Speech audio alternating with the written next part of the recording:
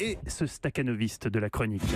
Ce perfectionniste qui travaille jusqu'à la dernière minute pour faire de sa chronique plus qu'une chronique, un véritable son et lumière, quitte à donner au dernier moment à la régie des consignes sonores d'une grande précision. Là, tu mets Bénure. T'as compris. On a compris.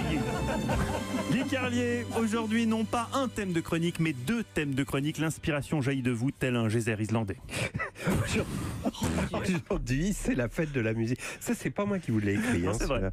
Aujourd'hui, c'est la fête de la musique. Ne comptez pas sur moi pour ironiser sur cet événement, car même s'il y a quelque chose de pléonasmique dans le concept fête de la musique, puisque la musique étant elle-même une fête, c'est la fête de la fête, j'aime l'idée que n'importe qui puisse faire partager son amour de la musique, et je suis à la fois ému et réjoui lorsque je vois des jeunes installer leurs amplis sur les terrasses des cafés et commencer à jouer maladroitement Smoke on the Water. Mais il y a une chose, une seule, qui est insupportable en ce jour de fête, c'est ça.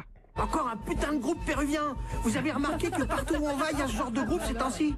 Et oui, ces putains de groupes péruviens pseudo-folkloriques vêtus de poncho en patchwork, coiffés de bonnets de laine au ton pastel, qui vont envahir les trottoirs aujourd'hui au prétexte de la fête de la musique pour jouer le Condor Passa à la flûte de Pan.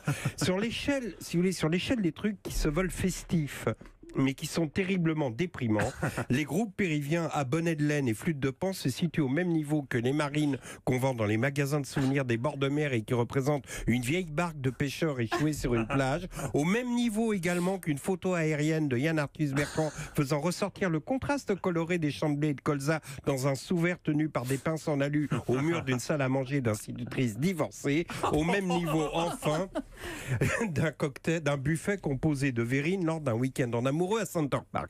Donc, mais par un de ces hasards dont la vie a le secret, aujourd'hui, en Coupe du Monde de foot, la France affronte le Pérou. Et là, évidemment, je suis sûr que Didier Deschamps ne va pas avoir de difficultés pour motiver son équipe. Sa causerie d'avant-match va être très simple.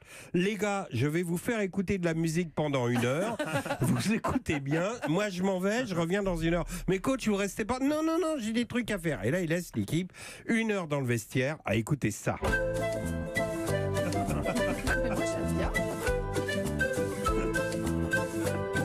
Autant vous dire que je n'ai aucun doute sur l'écrasante victoire de l'équipe de France cet après-midi.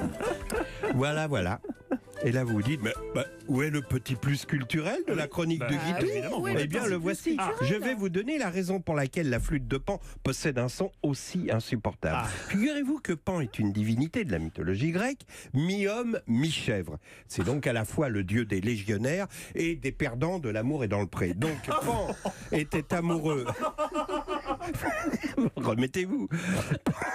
Pan était amoureux de la... Non, ça c'est vrai. Une vision. Pan était amoureux de la nymphe Syrinx qui, pour lui échapper, se transforma en roseau et se cacha au milieu d'un bosquet de roseaux près d'un marécage. Pan, ne sachant parmi les roseaux qui composaient le bosquet lequel était la nymphe, coupa tous les roseaux et en fit un instrument de musique il se mit à souffler dans ce geste circulaire, vous voyez, en disant, et on me pardonnera cette phrase traduite du grec ancien, au moins comme ça, je suis sûr de lui avoir soufflé dans le cul à la nymphe. Non, mais c'est traduit littéralement du grec. Approximatif. Bon, allez, bonne fête de la musique à tous, et à vous les petits gars qui installez vos amplis, notez bien, les accords de Smoke on the Water, c'est mi, sol, la, mi, sol, si, la, mi, sol, la, sol, mi, mi, sol, la, mi, sol, si, la, mi, sol, la, sol, mi. Oui, mais on s'en fout. Exactement, c'est ça la magie de la fête de la musique. Cette imprécision et cet amateurisme, on était en place. Phrase de retard. Merci beaucoup les amis, merci beaucoup Guy Carlier.